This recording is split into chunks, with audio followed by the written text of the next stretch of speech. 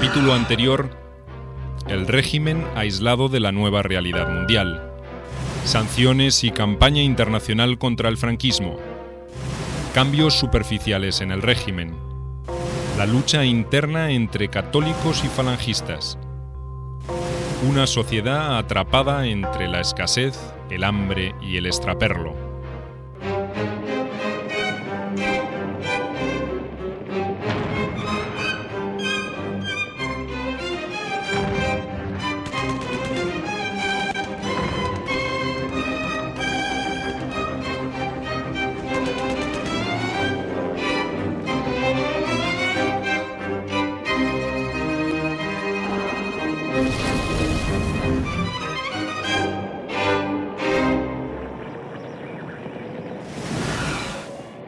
Del falangismo a la tecnocracia, el régimen por dentro.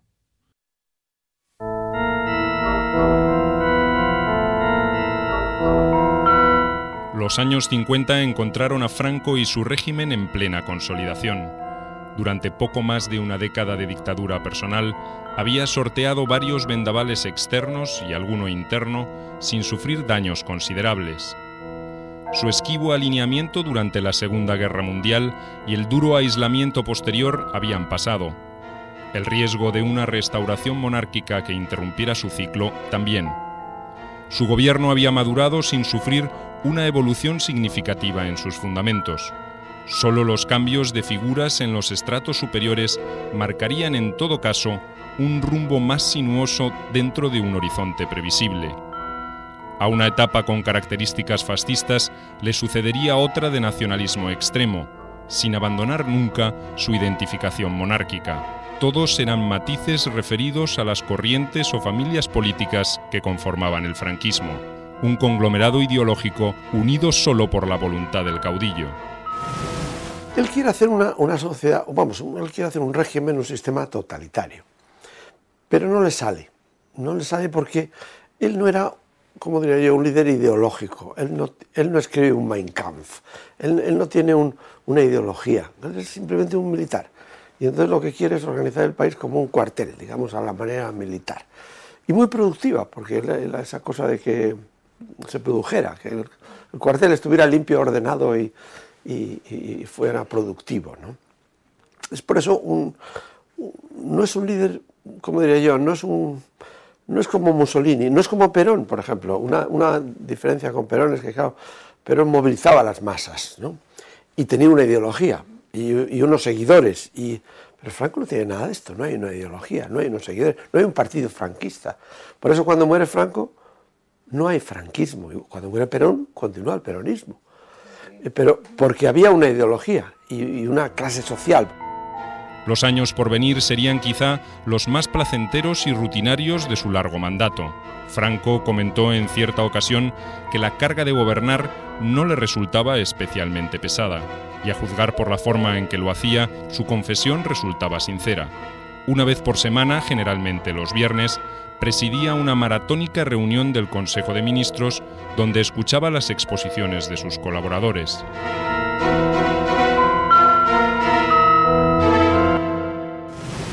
Tenía mucha gracia porque cuando yo fui nombrado secretario pasé de estar en la otra punta de la mesa a estar a su lado, a la izquierda, a la derecha seguía Guerrero. Y hubo un día que un ministro de Educación, Villar Palasí, demostró que había un cambio en la enseñanza de las matemáticas y que era bueno enviar mucha gente a Estados Unidos a estudiar una nueva fórmula de enseñar las matemáticas. Y se oyó entonces un ministro de Gobernación, que era General Alonso Vega, que había sido compañero de promoción de Franco en la Escuela Militar de Infantería, decir, ¿cómo? Ya no sirve mi geografía, mi trigonometría. Y Franco me hizo así con el codo y me dijo, está viejo. De modo, este era el personaje, ¿verdad? Era un personaje muy normal. En los años 40 solía realizar largas disquisiciones sobre diversos temas, pero esa locuacidad se fue extinguiendo con el tiempo. Los encuentros seguían teniendo una duración indefinida, pero ahora intervenía cada vez menos. Era educado y correcto en sus modales, pero escasamente cordial. Sus colaboradores solían quejarse de que casi nunca se sabía si aprobaba o le disgustaba una propuesta determinada. José Antonio Girón, uno de los ministros que más tiempo se mantuvo en su cargo, comentaba que Franco era muy frío, con esa frialdad que a veces hiela el alma. Aunque desconfiado, Franco nunca sería atacado por esa paranoia tan común en los dictadores. Creía juzgar certeramente el carácter de sus colaboradores y sabía hasta qué punto podía confiar en ellos. Por eso, cada uno ejercía sin mayores interferencias su función de gobierno, siempre que no generara conflictos inesperados. El caudillo fue siempre sensible al equilibrio de poder entre las distintas fuerzas en que se apoyaba el régimen. No alterarlo era una regla de oro para la supervivencia. Los ministros despachaban con él una vez por semana. Algunos añadían a eso una consulta de última hora antes de los viernes del Consejo de Ministros. Pero esos despachos pues servían para ver un poco cómo estaban los asuntos, él podía hacer alguna pregunta, pero en general él, una vez que el gobierno estaba constituido, dejaba hacer a los ministros según su iniciativa y según lo que naturalmente fueran los planes normales del gobierno, y luego sujetos había que discutirlos en el Consejo de Ministros. Pero no eran instrucciones constantes de él, ni muchísimo menos, él no estaba en los detalles y hacía muy bien. Yo no olvidé reprender a un ministro en un Consejo de Ministros, más que una vez que un ministro se metió con otro demasiado duramente. Sus hábitos austeros tampoco fueron modificados durante el largo ejercicio del poder. No fumaba y apenas bebía una copa de vino. En cambio, la pesca y sobre todo la caza eran actividades que podían llegar a distraerlo más de lo prudente. Solía dedicar a esas excursiones varios días a la semana, generalmente de sábado a lunes. Las comidas tampoco eran un acontecimiento social en el Palacio del Pardo. Durante años, el cocinero fue un suboficial de la Guardia Civil con un talento culinario bastante limitado. Pero en ese frío e inhóspito palacio que había elegido como residencia, algunas cosas comenzaron a cambiar a partir de 1950. El 10 de abril de ese año, la única hija del caudillo, Carmen, se casó con un médico de origen aristocrático y fama de playboy, Cristóbal Martínez Bordiú, marqués de Villaverde. A la boda no asistieron los grandes de España, pero los regalos y la fiesta le dieron un relieve principesco en una época donde el hambre y la escasez eran moneda corriente. A partir de allí, según algunos testimonios, los negocios de su yerno y de otros allegados enriquecieron al llamado Clan del Pardo.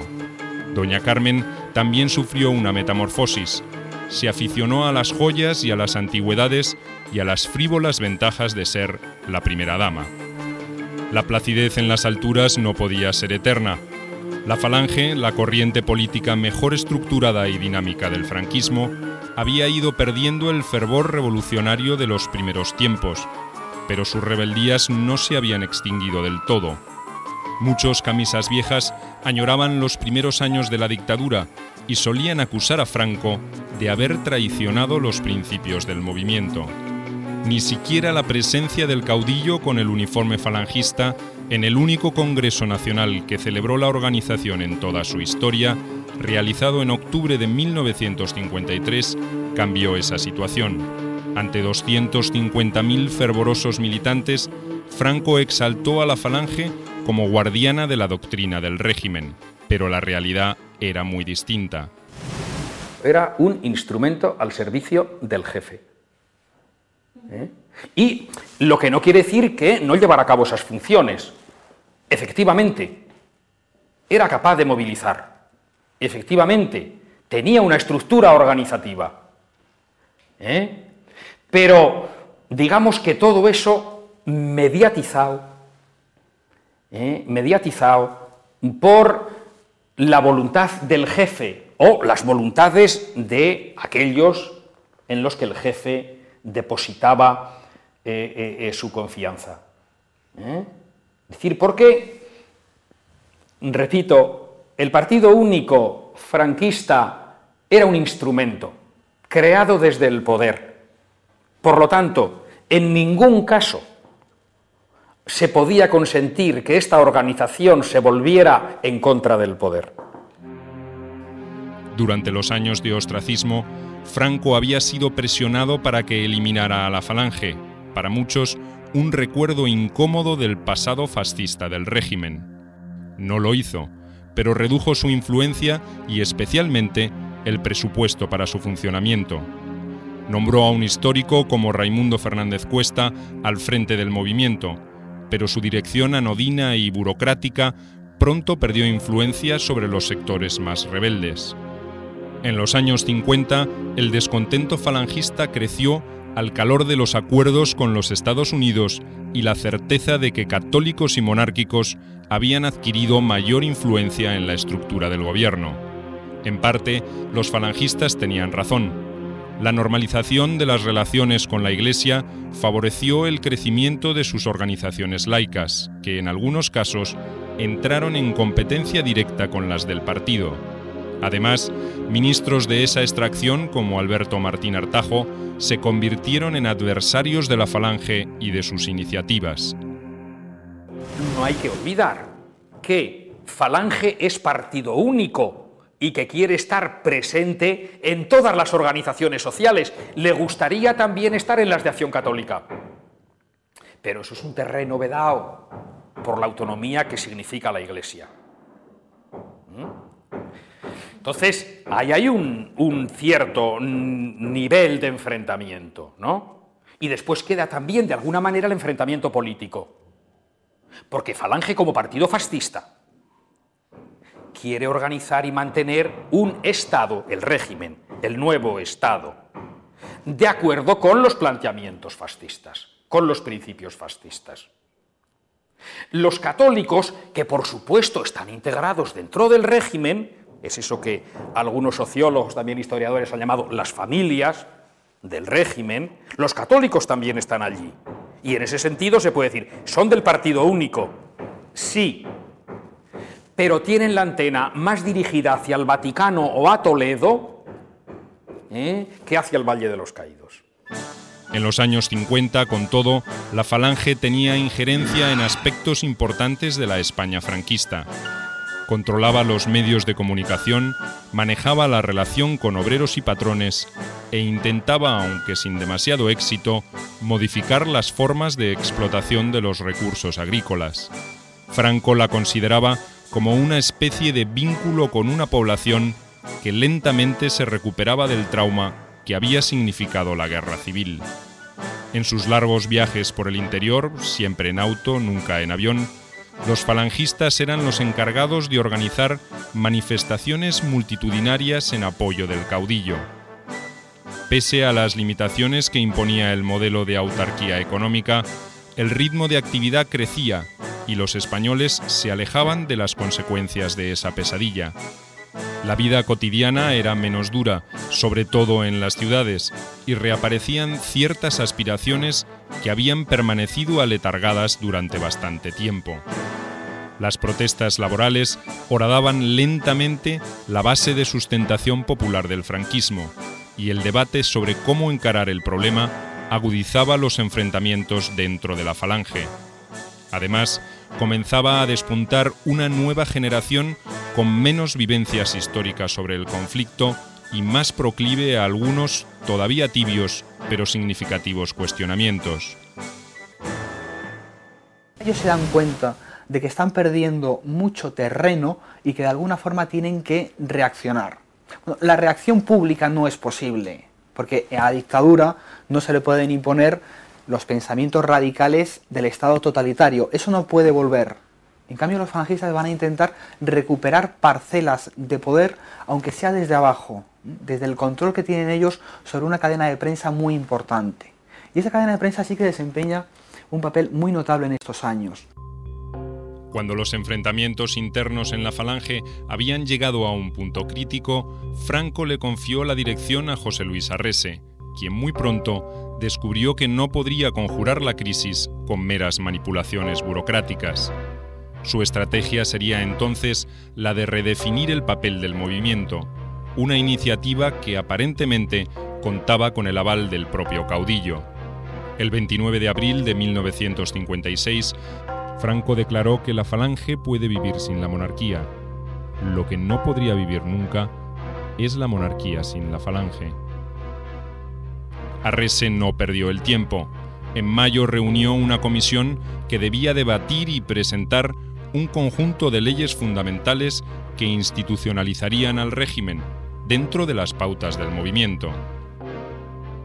El intento de 1956 de volver a situar el partido en el Estado es un deseo de los falangistas desde hace muchos años y lo va a encabezar Arrese. Lo que es extraño es que Franco permita que en 1956 los falangistas presenten unas propuestas de reforma de las leyes del Estado que van a dar un control a Falange sobre el aparato del Estado casi absoluto. O lo que intentan siempre los falangistas, que el partido tenga mayor peso que el gobierno. Esto se ha intentado en 1941 y 1942, y los falangistas han fracasado. Que Franco permita que a la mesa del Consejo de Gobierno lleguen esas propuestas de Estado totalitario en 1956 es realmente sorprendente. Nos está haciendo ver que Franco de teoría política no sabe mucho y que Franco está muy confuso de por dónde tirar respecto al futuro.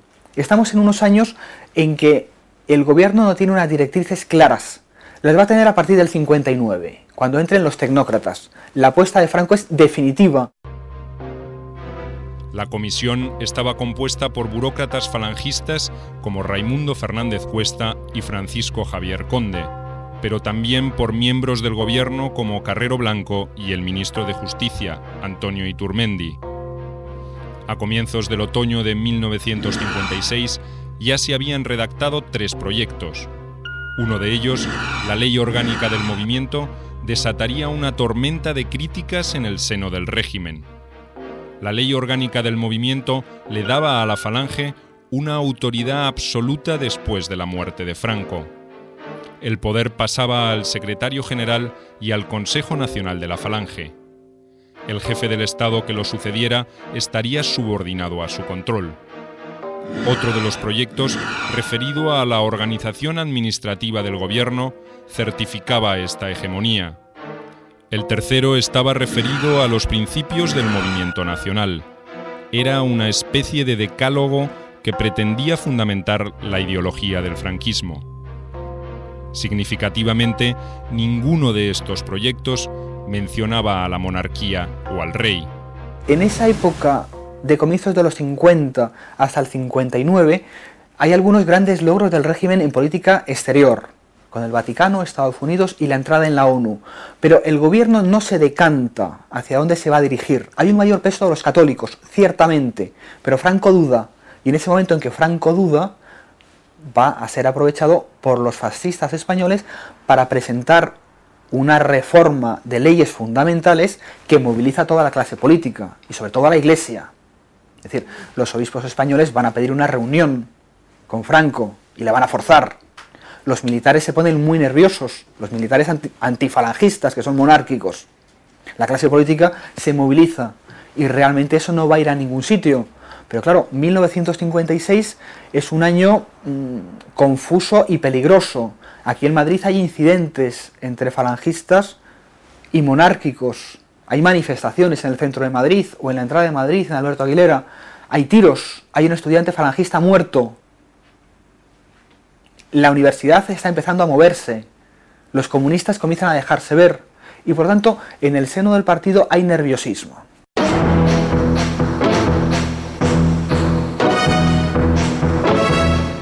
Arrese, a petición de Franco, presentó versiones menos conflictivas que tampoco fueron aceptadas. Finalmente, el caudillo optó por archivar los proyectos y cambiar la dirección de los acontecimientos para disipar inquietudes. En febrero de 1957 resolvió realizar un profundo cambio en su gabinete de ministros. Esta alternativa, al parecer, fue sugerida por Carrero Blanco, convertido ya en la figura gris del régimen. En un memorándum escrito en enero, advertía a Franco sobre la necesidad de producir cambios para reforzar su autoridad personal. Señalaba además que las leyes institucionales debían gestarse a través de un trabajo conjunto de todo el gobierno y no de un sector en particular. El almirante, como parte de su fiel y fecunda labor de consejero, solía redactar largos informes sobre diversos temas, que Franco leía los fines de semana o por las noches en soledad. El papel de Carrero es determinante en el régimen. Él empieza a ocupar un papel de asesor de Franco en presidencia del gobierno a comienzos de los años 40, y obviamente él es un consejero de Franco y va a ser el mejor consejero de Franco, o es el consejero que Franco quiere. Alguien que le asesora y alguien que no le quiere ocupar parcelas de poder. En ese sentido Carrero es perfecto, es más franquista que nadie. Y nunca compite por una parcela de poder, ni tampoco la solicita. Lo que sucede es que, claro, Carrero es un nacional católico puro, y es un franquista puro. Por lo tanto, él quiere que la jefatura de Franco no corra ningún riesgo y que las ideas del nacionalcatolicismo no se pongan en peligro por nadie que quiera ocupar parcelas de poder y que quiera restar un papel cultural a la Iglesia española. En ese sentido choca con los falangistas. Como en otras oportunidades, el caudillo pareció aceptar las observaciones de su consejero. 12 de sus 18 ministros fueron cesados. Fiel a su política de contrapesos, Arrese siguió integrando el nuevo gobierno, pero en un cargo de inferior importancia, ministro de Vivienda. Franco despidió en cambio a Artajo, la figura más emblemática de la familia católica y una de las cabezas de la reacción contra el proyecto falangista. José Girón, otro destacado camisa vieja, también abandonó el Ministerio de Trabajo después de 15 años, mientras que José Solís Ruiz ocupó la Secretaría del Movimiento y mantuvo el cargo de delegado nacional de sindicatos. La vieja falange había perdido la batalla. En el futuro se convertiría en una maquinaria aséptica adecuada a las necesidades de Franco. Otro notorio falangista, el general Agustín Muñoz Grandes, por su parte, fue sustituido como jefe del ejército. Pero el otrora comandante de la División Azul seguiría teniendo preeminencia en el gobierno. Fue ascendido a capitán general, un grado que hasta ese momento solo ostentaba el caudillo, y designado jefe del Estado Mayor Central. La novedad más importante de este gabinete sería la incorporación de figuras de menor envergadura política y con un perfil más técnico que político. Aunque en los gobiernos de Franco siempre había habido funcionarios de estas características, lo destacado en esta ocasión fue que eran cercanos a Luis Carrero Blanco y al Opus Dei. La fuerza política que tienen los llamados tecnócratas del Opus Dei deriva de su condición de aliados y servidores del proyecto político de Carrero, no tienen otra. Laureano López Rodó, que fue elevado por el almirante Carrero a la condición de secretario general técnico de la presidencia y luego casi ministro sin cartera, siempre dijo: mi fuerza política derivaba de mi relación con Carrero. Es Carrero Blanco quien auspicia, quien alienta, quien realmente sostiene este proyecto político de modernización autoritaria controlada, de apertura clara y evidente de la economía española al exterior, de enterramiento del sueño autárquico para volcarse en factores de promoción económico que tienen que ver con la vinculación y la inserción en la economía occidental. Y esto a la par que en el plano político se trata de racionalizar la dictadura.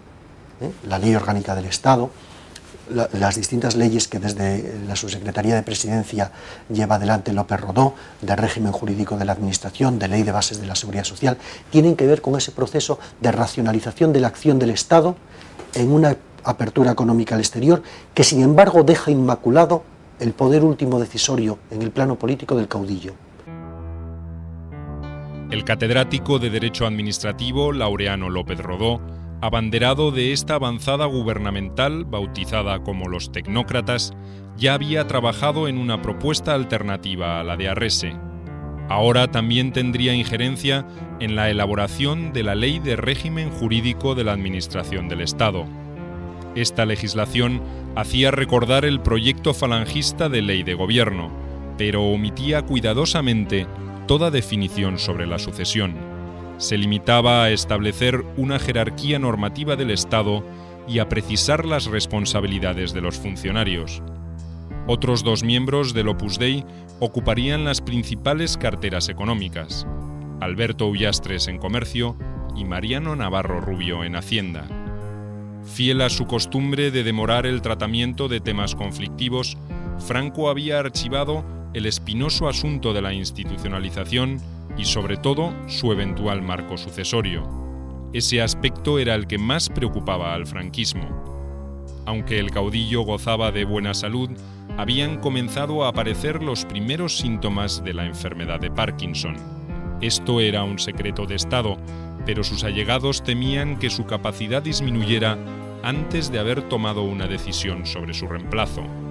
También advertían que en el Generalísimo se acentuaba una actitud de menor interés por los problemas del gobierno, que ya se venía insinuando desde años atrás.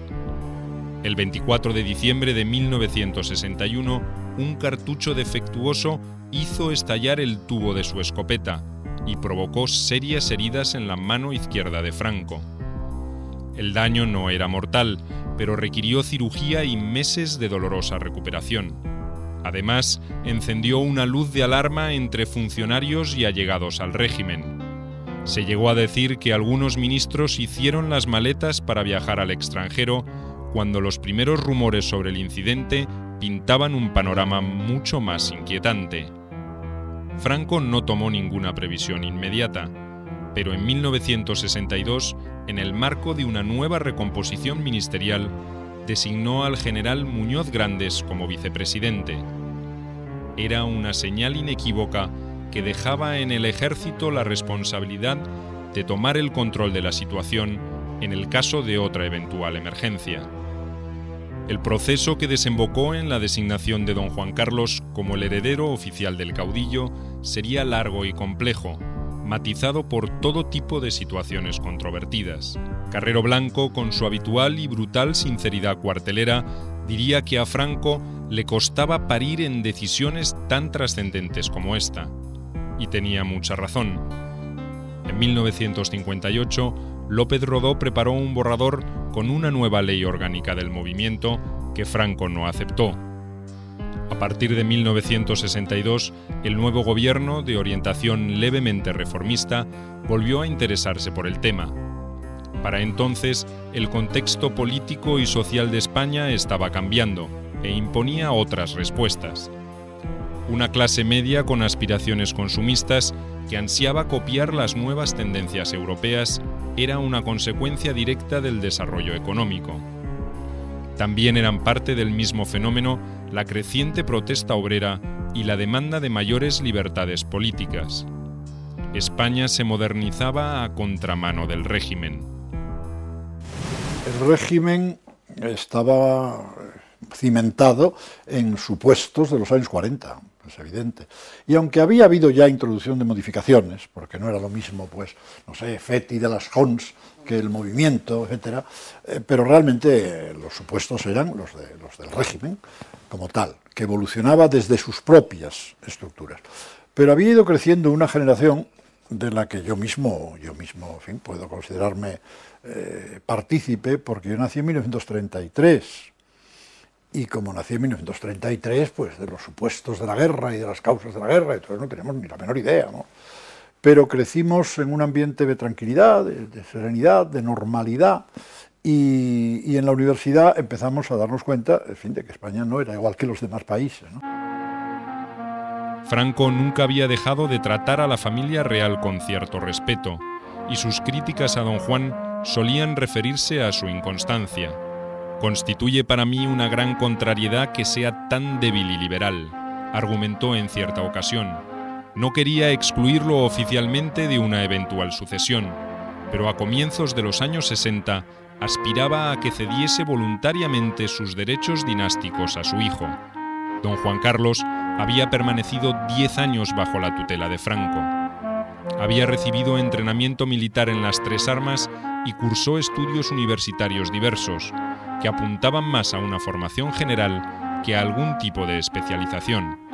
En 1960, un sacerdote del Opus Dei se convirtió en su confesor y consejero espiritual, mientras que uno de los más hábiles políticos de la época, Torcuato Fernández Miranda, fue el encargado de coordinar sus actividades. La relación entre ambos sería decisiva para España, después de la muerte de Franco. Don Juan y sus consejeros, sobre todo Gil Robles, el viejo Gil Robles, que en ese momento era uno de los consejeros de Juan, y sin duda ninguna el más inteligente de todos, no cabe ninguna duda, el más sensato de todos y el más opuesto a Franco, efectivamente. Gil Robles quería que Franco no manejara la educación enteramente y propuso que al chico se le llevara a estudiar a Lovaina, a Bélgica, a una universidad católica, efectivamente y tal, pero en Bélgica. Bueno, luego hubo otro proyecto de educarlo en Salamanca, que fue del general Martínez Campos, que también fracasó. En definitiva, se impuso Franco y el entorno del Opus Dei. Este chico se educó como Franco decía, no hizo ninguna carrera concreta. Esta es otra historia, la educación de los príncipes en España. Nuestro actual heredero ha hecho una carrera de ciencias políticas, es una cosa más correcta. Don Juan aprendió un poquito de todo, don Juan Carlos, nuestro monarca actual, aprendió un poquito de todo, incluido lo militar y lo religioso, más luego hizo asignaturas de diversas carreras en diversos sitios. O sea, no hizo una carrera universitaria normal, que el chico, el príncipe Felipe, sí lo ha hecho. El príncipe había fijado su residencia en el Palacio de la Zarzuela y en 1962 se casó en Atenas con la princesa Sofía, hija de los reyes de Grecia Pablo I y Federica. Elegante y discreta, Sofía consiguió causar una impresión favorable a Franco y, sobre todo, ayudó a su marido a sobrellevar los años difíciles que vendrían.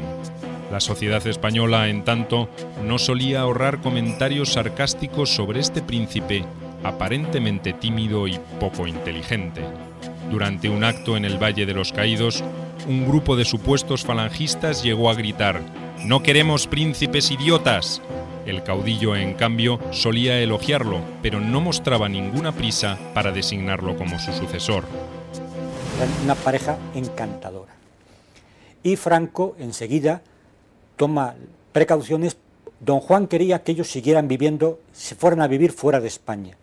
Y Franco, a través de un personaje que es muy importante, que es el teniente general Castañón, les envía un mensaje: el nido está vacío, si no lo ocupan ustedes, lo ocuparán otros.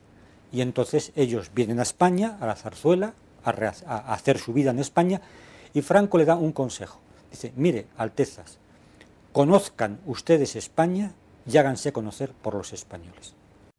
En el nuevo gabinete, en tanto, se enfrentaban dos tendencias que acentuarían sus diferencias con el tiempo.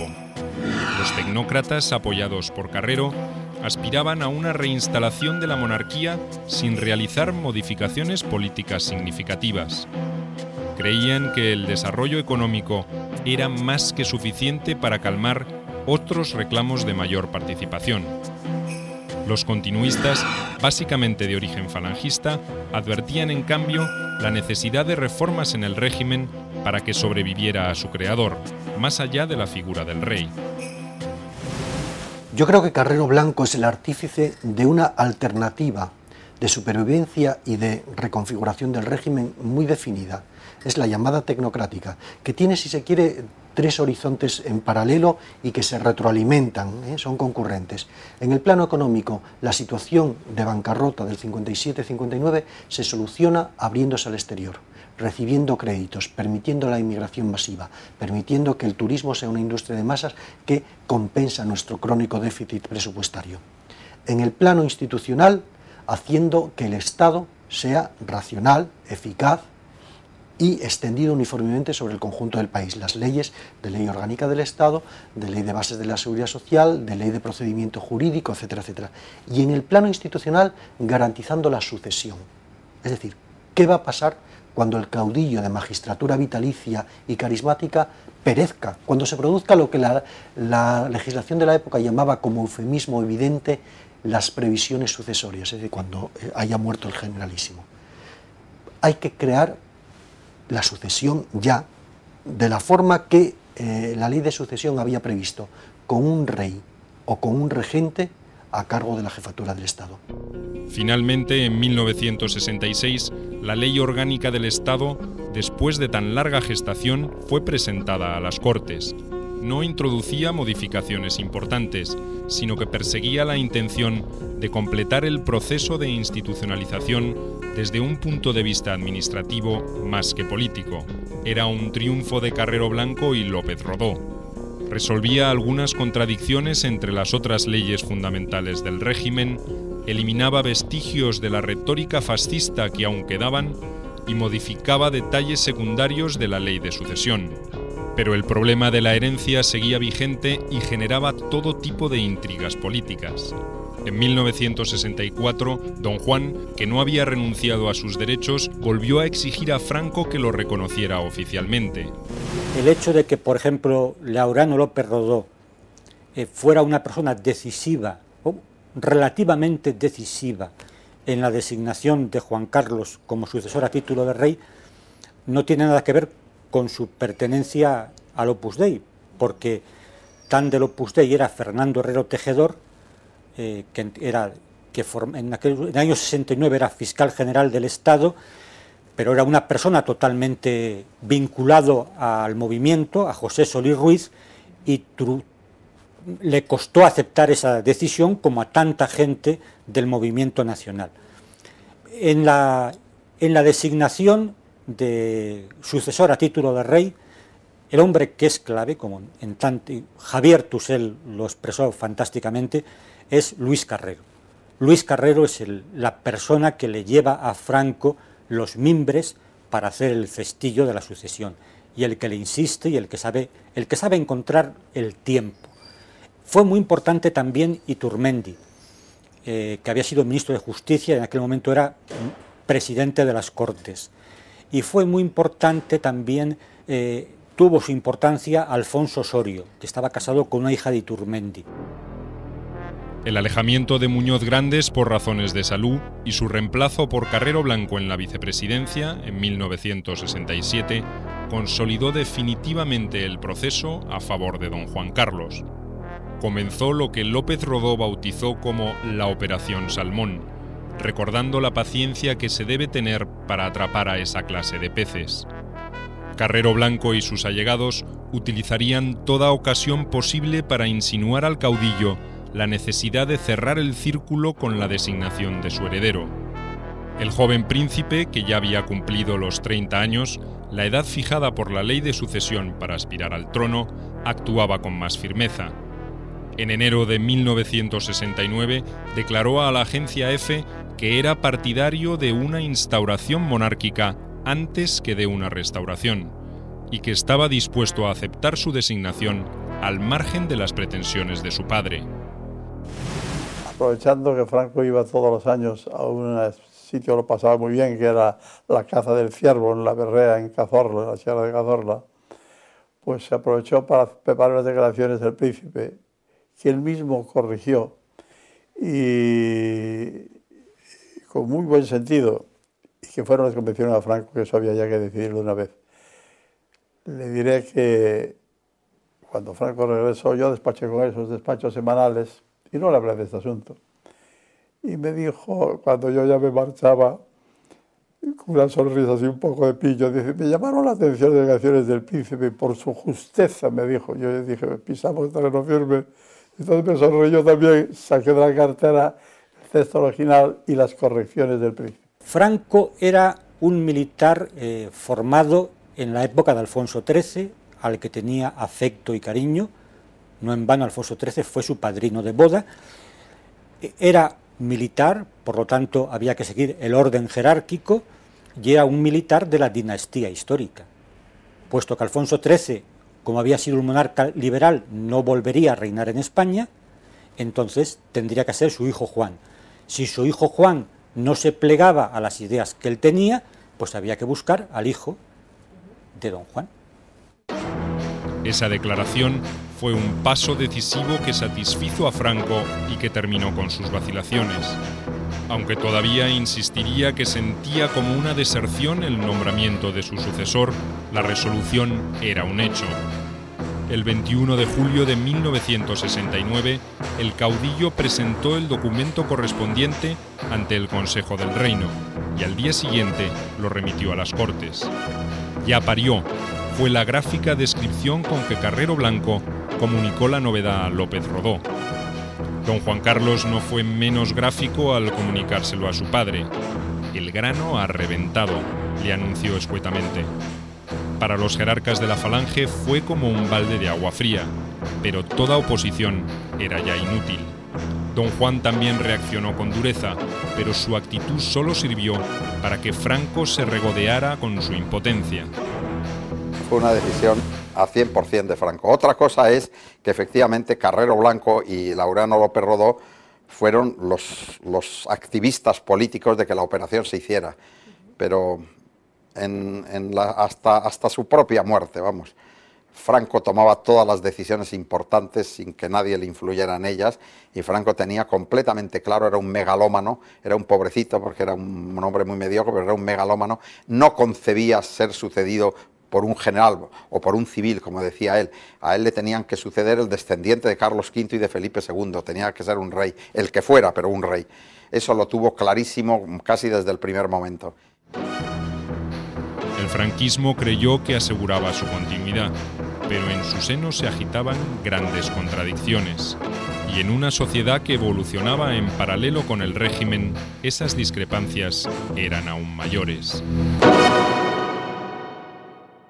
En el próximo capítulo, la crisis final del modelo económico autárquico, España al borde de la cesación de pagos, los tecnócratas y la puesta en marcha del plan de estabilización, la independencia de Marruecos, la cultura bajo el régimen franquista,